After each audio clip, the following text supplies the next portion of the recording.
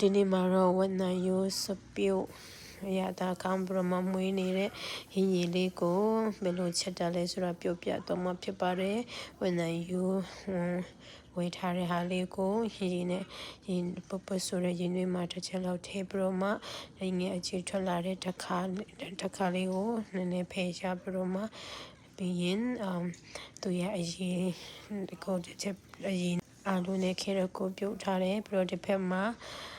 စီချက်ကလေးလို့ပြီးတော့မှဒီမှာကလပဲလေးတုံးလို့ရပါတယ်မှာတော့အိန္ဒိယတုံးတဲ့ဟို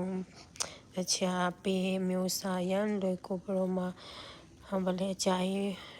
ချက်စရာမလိုတဲ့ပဲလေးကိုတုံးထားပါတယ်အဲ့ဒါကိုစီချက်ကလေးနဲ့မွေးပြီးတော့မှအဲ့ဒီအမဲသားလေးကိုပြန်ထည့်ပြီးတော့မှထဲမှာပြီးရင်သူရဲ့ချက်ပြီးသားသူရဲ့အရည်ကိုပေါ့နော်ဒီမှာပြန်လောင်းပြီးတော့မှအာလူနဲ့ခဲရော့မုံလာအိုနေလေးနဲ့ချက်ထားတဲ့ဟာလေးကိုထည့်လိုက်ရုံပါပဲ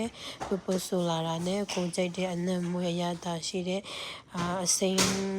လေးတွေပဲဖြစ်ဖြစ်ပေါ့နော်ထည့်ထားလို့ပဲကြီးပဲဖြစ်ဖြစ်ပြန်ပြီးတော့မှထည့်ထားလို့ရပါတယ်ကိုကြိုက်ရင်စက်တမိုးလေးပဲဖြစ်ဖြစ်အရသာမောက်လေးတွေကိုထည့်လို့ရပါတယ်ဒီမှာ